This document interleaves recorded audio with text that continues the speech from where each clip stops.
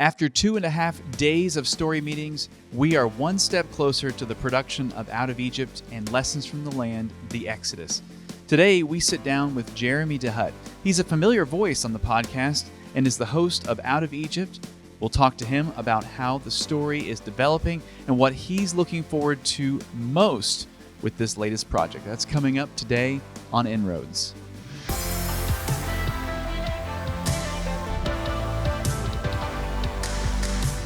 Welcome to inRoads, where we share real-world examples of digital evangelism and provide tips on how you can use today's technology to spread the gospel. Learn more about us and watch our free video series at appianmedia.org. Appian Media is currently fundraising for our next documentary series, Out of Egypt. The project will take an extraordinary journey through Egypt and Jordan as we look at one of the possible routes of the Exodus. We will have a lot more on Out of Egypt coming up later in the show. All right, well, you are coming in a very big conversation. That's right. I feel so fresh. You guys have been spending, the last almost 72 hours literally in a bunker in the basement trying to do this story justice. Right. And 2 days obviously isn't enough. Oh, man. But you all have done some incredible work. Right. So I feel like I ought to be interviewing you. But I'm excited about these conversations. Yeah, for sure. Yeah, and this is just the continuation of the conversation. The wall behind us is covered with colored sticky notes. And if you're watching on the video on YouTube, you can start to see it coming together, I think. Yes. But for somebody that's coming in that hasn't been involved in the conversations, you might go, what is this? Are you guys trying to find the Zodiac? Like, what's happening here? There's no string. There's no string. If there was string, I'd start to get worried a little bit. No, don't do it. Look, this is fascinating, and it's color coordinated, and obviously Jeremy's going to go more in depth. But I wanted to take a moment when I first came down here to be like, okay, somebody explain this to me. There is so much thought and intentionality that you all have put into this. And, people ask, one of the common questions that we get with our documentaries are, is it scripted? Right. And the answer is no, but is it planned? Is it intentional? Oh, absolutely. We don't just say, hey, Jeremy, here's the Sea of Galilee now. Start talking, Right. And we absolutely can't do this with a series like Out of Egypt. It's true. And honestly, the evolution of how we've gone through this storyboarding process has morphed over the years. And we talked about it a little bit, like the first couple of years with Following the Messiah, I would kind of go into a dark hole. Yes. I would come up for air long enough to call Jeremy or Barry and say, hey, at this particular location, what can we see? And then I'd go back down, and then I'd emerge with these storyboards on like foam core boards. Yes. Oh, yes. And the team would look at it and be like, okay, cool, and move some stuff around. But that was about it. Yeah. Because we were going to the lands, and we were letting the lands really direct where the story took us. Yeah. And that was really cool. But this is next level. Yeah, because we don't have the very specific locations for every step along the way. That's right. And so you've got to be led by something else. And I don't want to steal the thunder from your conversation with Justin, which will be next episode. That's correct. But we let the text lead us. And the story is already there. I am so thankful. We're not creating this stuff from scratch. Right. The biblical story is already there. It's already compelling. We're just trying to figure out how to do it justice. Yeah. And this has been really exciting. So I'm excited to share this conversation with Jeremy as he kind of pulls back the curtain. And that's a lot of what we're trying to do with this season of inRoads and with this project is give people an all-access pass to how this is made, because it's a big undertaking. And, we've talked about it before, but we started the conversation with the Fixers in March, which that means we started the conversation about the journey and the story in March or before March. I looked at a document that was dated the end of February. Yeah. So it's like this is already almost a year in the making, and that's even before we've stepped foot in the country. Yeah. And the idea has been brewing in our minds for years, but we set Jeremy and Justin to tasks to start kind of developing some of those things. I feel like before the fundraiser completed, which thank God, it's like that's an amazing story, and we'll have a podcast episode about that, no doubt. Absolutely. But they were ready to do more and really dive into it, and they were just kind of waiting for that starter pistol. Yep. They got it, and you guys have hit the ground running. This is awesome. So I'm excited to hear what Jeremy has to say. Well, let's jump into that conversation. We're talking to Jeremy Dehut, the host and one of the writers for Out of Egypt.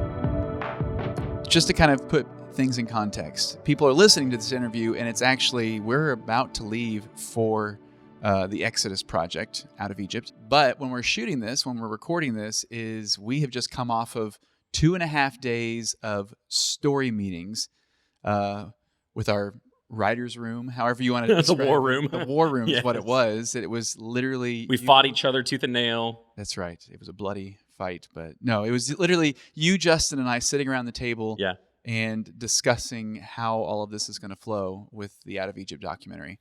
Yes. For the people watching on YouTube, we have a very colorful wall behind us that has a lot of sticky notes. Yeah. And I want to dive into that. Okay. This is kind of a new thing for us. We have not really gone deep into the pre-production process with our projects. We've talked about it, and we've shared photos and videos, but it's always been small clips. As far as what we share with people about the process. As far as what we share with our audience. Yeah. But for our podcast audience here at inRoads, they're going to get some meat here. And it'll be fun. It'll be really fun. So, the process has been different with every project. When you and Craig got the crew together to do Following the Messiah back in 2016, you had already mapped out a story. I mean, you'd gone through the Gospels and picked, we would like to hit these events in the life of Jesus, and collaborated a little bit with Barry about what can we see that would help tell the story. And so you kind of had those 10 episodes mapped out by the time you brought us in, and then we were filling it. And then when we did Searching for a King, we got together at a conference room in a hotel. The whole team got together. Right. And we storyboarded. We had a foam board up, and we filled it in, and we had colorful note cards, sticky notes. And I kept those for a while. I took the foam boards home. I don't know where it is now. Don't ask.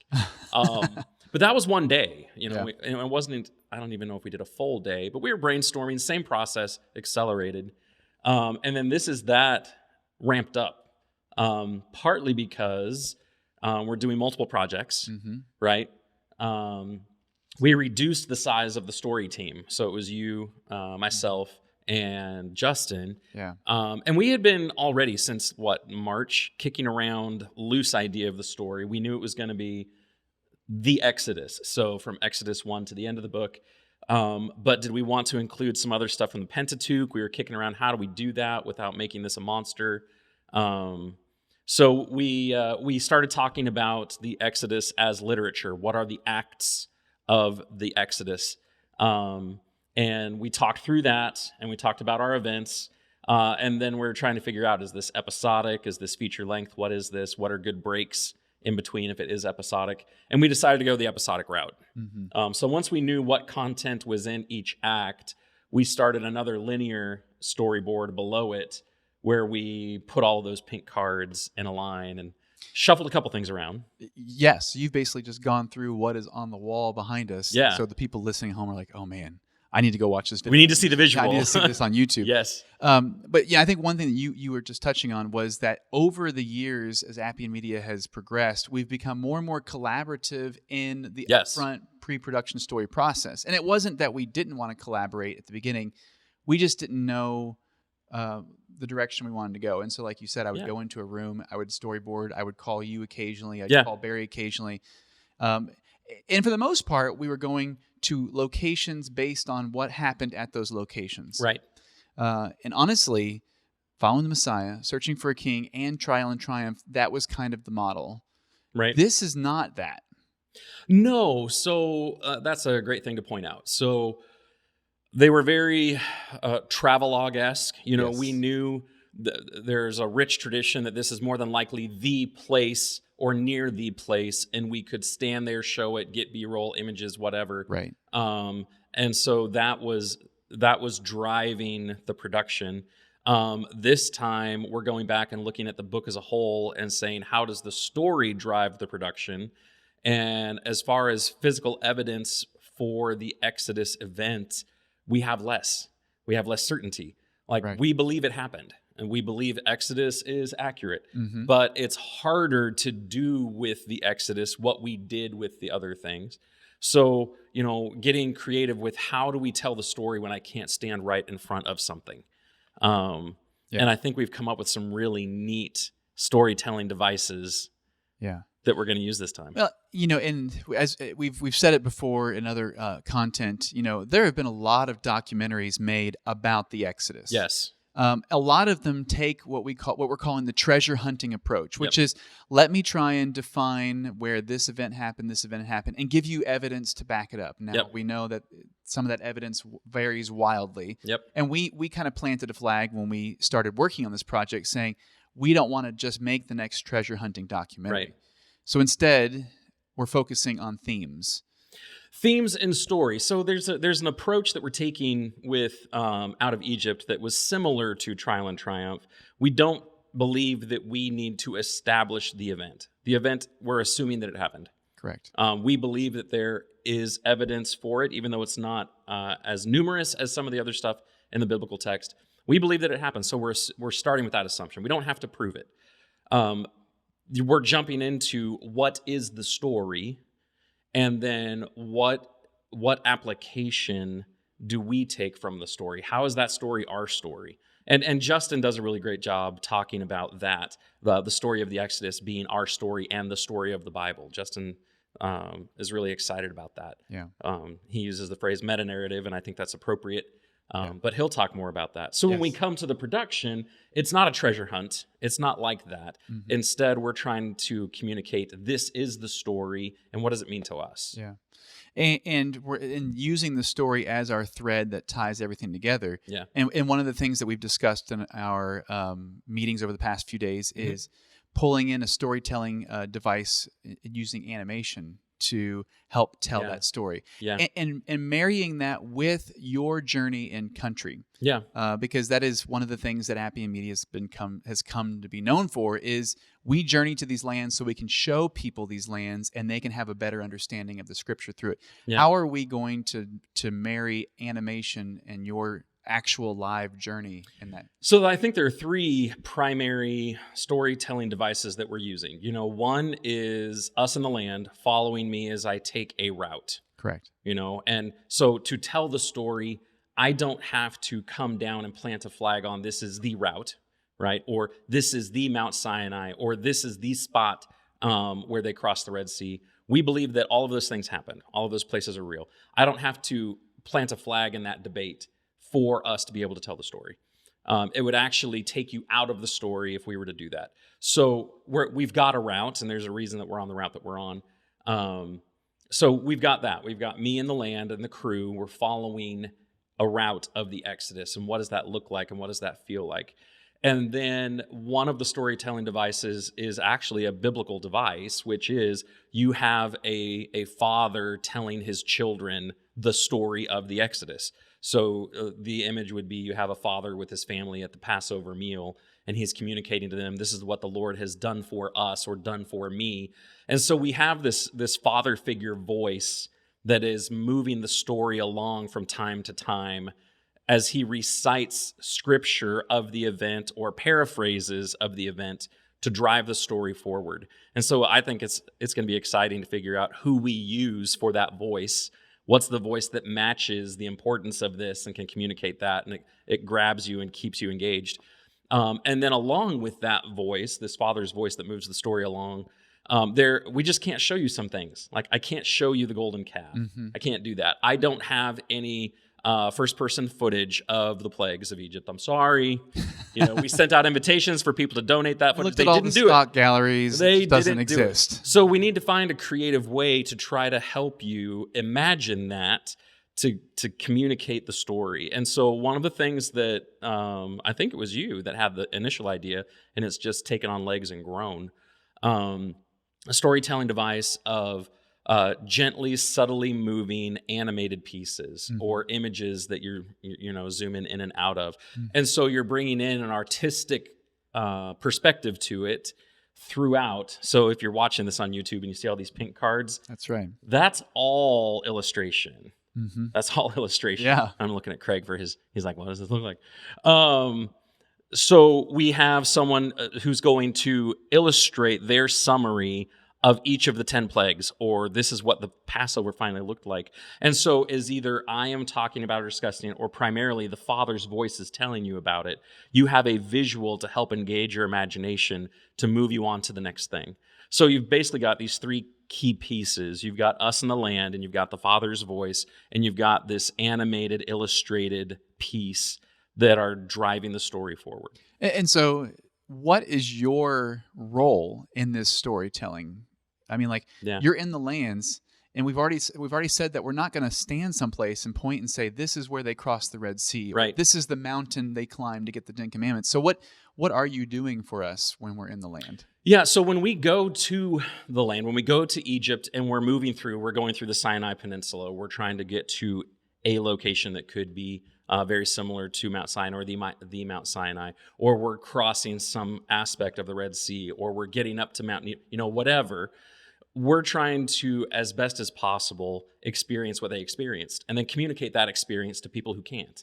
Right. And so you have this exodus, this being led out of, and you have this journey. There's a lot of movement. There's just tension. There's packing. There's unpacking. There's all of that. We're going to be doing that. And so it's going to be even less scripted, like we want you taking the journey along with us. There's a lot of movement. So there's a lot of modes of transportation. We're going to be flying. We're going to be on a boat. We're going to be on a ferry. We're going to be on 4-wheel drive vehicles. We're going to be all these different modes of transportation. Trying to experience the elements. What does this look like to sleep outside in this barren place, or be up on an exposed mountaintop while you're waiting for a sunrise or a sunset? And people get to experience a journey that would have looked, as much as possible, looked close to that journey, and help them imagine the Israelites on their journey. And still in the same land. I mean, still in the same land. Obviously, we know where Egypt is. That's exactly right. We know that they crossed the Sinai Peninsula, Yes. and we know that they went. Yeah, so, I mean, like, that is accurate, and kind of what you were saying. It's like, even just being out in the wilderness at night, camping, is getting into the shoes of these Israelites. Well, and we have some really fun stops along the way. So it's not just our crew trying to do this all on our own. Right. We're going to be interacting with people that live there, that work there, scholars that are there, people who have shared those experiences. We're going to be interacting with Bedouins. So we're going to be interacting with people who can lend their voices to give us more cultural, historical perspective. That will help anybody who just does a cursory reading of Exodus. This will add depth, and getting those voices will add depth, and trying to experience it through our experience will add depth as they read through the Exodus. We have announced our next major project, looking at the biblical lands of the Exodus. Come along as Jeremy and our film crew travel to ancient Egyptian sites, take a 4x4 through the Sinai Peninsula, and camp in the deserts of the Jordanian wilderness on this incredible journey. The documentary is called Out of Egypt, and we're currently fundraising for this extraordinary project. That's right. And if you go right now to fundraiser.appianmedia.org, you can help support this project with a donation of any amount. We are currently raising funds for the post-production process of this. Your donation will ensure that we can make Out of Egypt the best that it possibly can be. We're a 501c3, and all donations are tax deductible. That's right. Pre-production has already begun. We're in production now, and we can't wait to share more about the journey with you. Please consider donating today to make Out of Egypt a reality. And thanks. So I want to pull back a little bit. We've just deep dived into the story. Yeah. How are you feeling 2.5 days after starting this process? How are you feeling? Oh man, this has been fun. It's been a roller coaster getting to this point. I mean, we kicked around this idea 4 years ago. Yeah. Started talking about, hey, if we could do this, would we do the Exodus? And if we did, what would it look like? And we're like, I don't know. So this has been in development for a long time. It's the biggest thing we've done to date.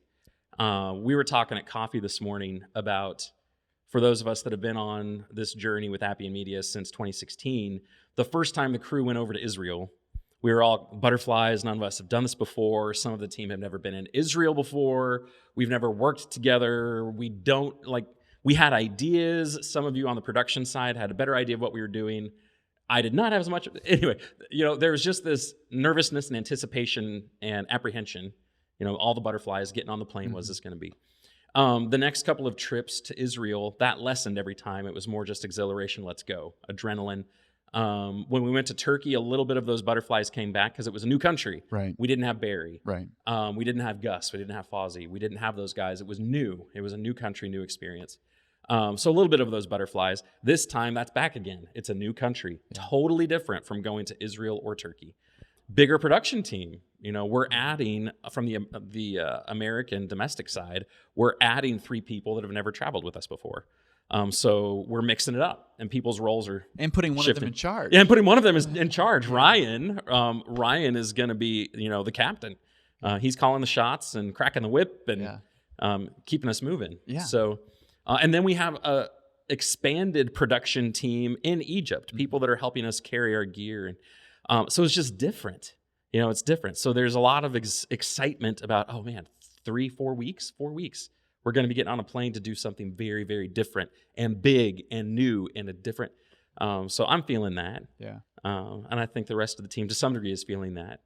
And that's natural. I mean, we are, when we're recording this, we're sitting 5 weeks out from leaving. I mean, we just booked flights and last stuff, night, 2 nights ago, a couple days at the most.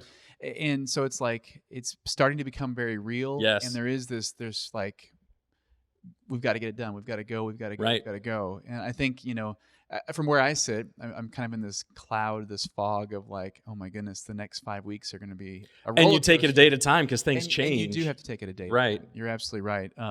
The travel aspect is going to be different. It will be. Before, even when we went to Turkey, we were taking roller bags and big bags of gear and clothing and wardrobe and all this stuff. We're not. Yeah. So talk about that a little bit. Yeah. It is, and we've said it a little bit in our previous content. Is like we have been in hotels, right? And we have, we've checked in, we've plugged in batteries, we've unpacked our suitcases. Yes. We go down to dinner and we come back and go to.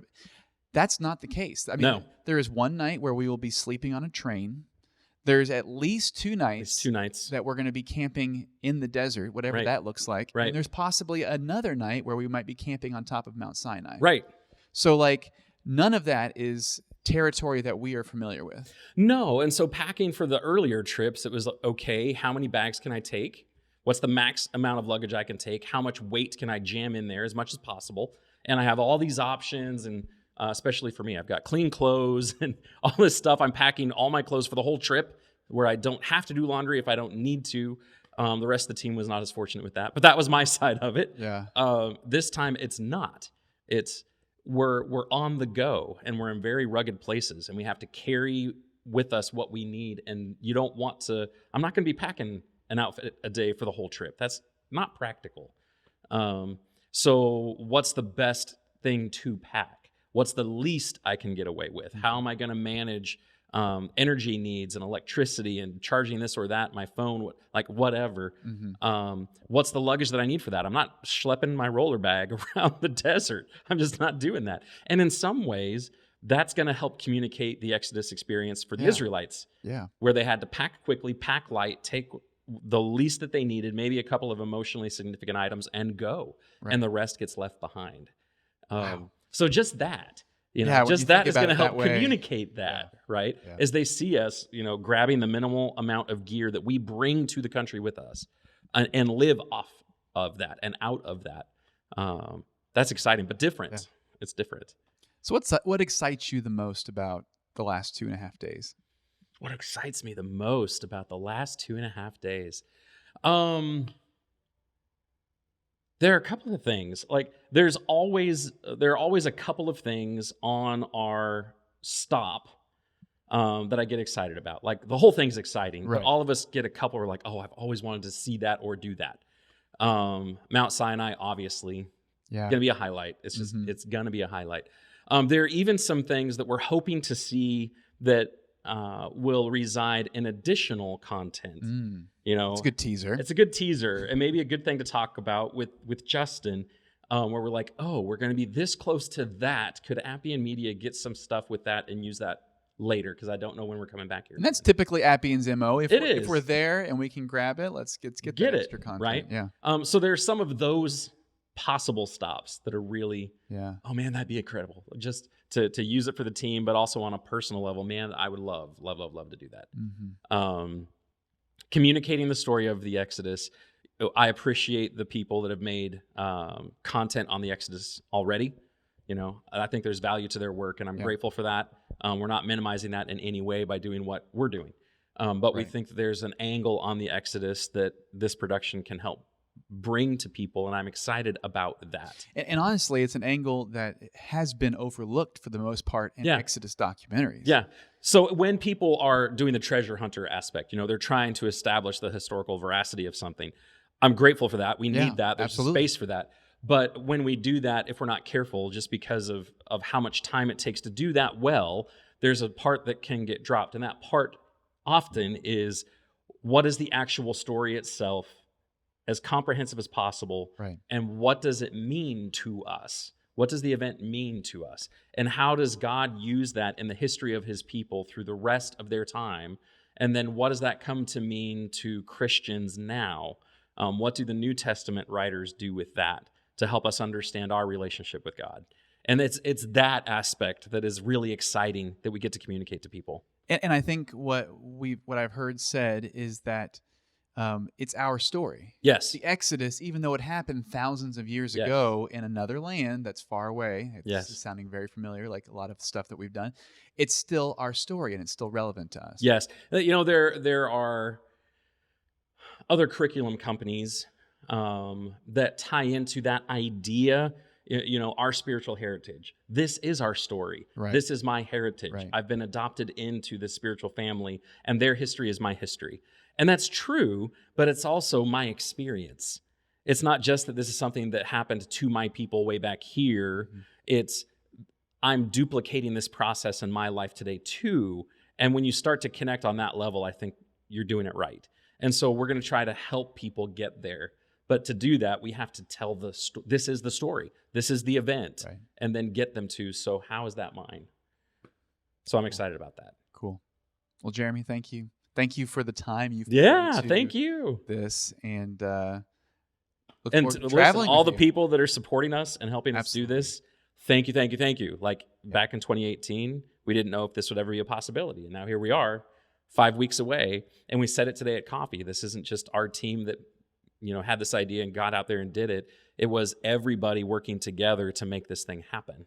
It's and so everyone much has a different role. That's right. Yeah. It's so much bigger than us. For sure. And this board not only represents you, Justin, and I, it represents all of the people who are going to contribute to this project before we ever leave the country, during the time we're in the country, and long after we have returned. Oh, for sure. So, yeah. Exciting. Well, thank you, Jeremy. Thank you.